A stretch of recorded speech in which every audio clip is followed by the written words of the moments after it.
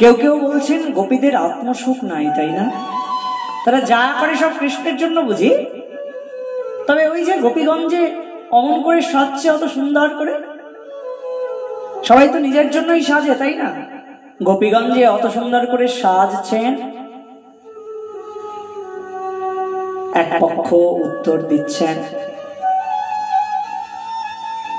গোপীগঞ্জে সাজছেন, অত সুন্দর করে সেজেছেন, নিজেকে সাজিয়েছেন। কেন সাজিয়েছেন জানো? এখানেও আসলে কৃষ্ণের সুখটাই লুকিয়ে রয়েছে। তাই তো চৈতন্য চরিতামৃতে কৃষ্ণদাস কবিরাজ গোস্বামী পাদ বললেন, তবে যে দেখিয়ে গোপীর নিজ দেহে প্রীত, সে হতো কৃষ্ণের লাগি জানিহ নিশ্চিত।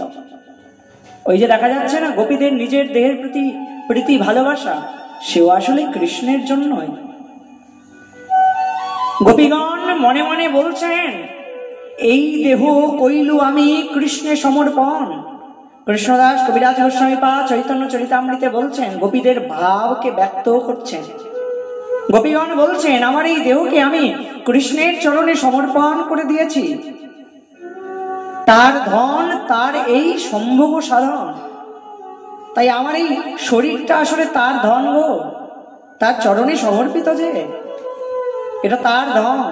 তিনি এই দেহকে সম্ভোগ করেন। এ দেহ দর্শন স্পর্শে কৃষ্ণে সন্তর্ষণ। এই দেহকে দর্শন করে স্পর্শ করে কৃষ্ণের বড় সুখ হয়, কৃষ্ণের বড় আনন্দ হয়। তাই এই দেহকে এত সুন্দর করে সাজাচ্ছি কেন জানো? এই লাগি করে দেহের মার্জন ভূষণ। তাই গোপীগণ এই দেহকে বড় সুন্দর করে সাজাচ্ছেন কেন জানো? আরে এই দেহটা কৃষ্ণের বড় প্রিয় বস্তু।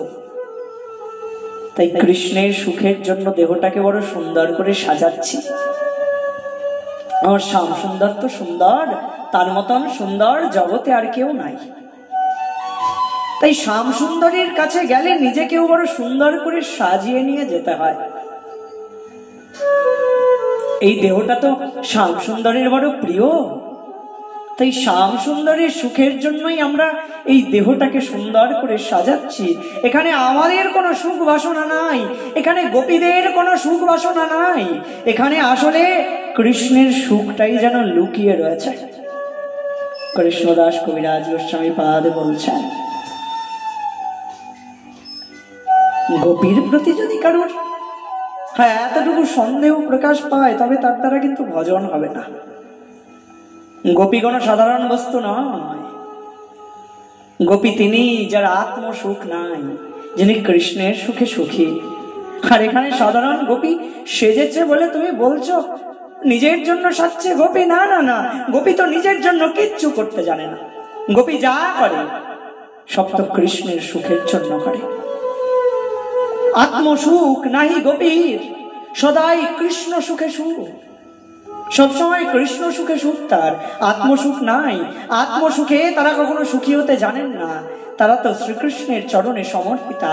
তাই কৃষ্ণের কিসে সুখ হবে এটা গোপীরাই একমাত্র ভালো করে জানেন। গোপী ছাড়া কৃষ্ণের হৃদয়ের কথা, কৃষ্ণের সুখের কথা অমন করে আর কেউ চিন্তা করতে জানেন না, কেউ বুঝতে পারেন না।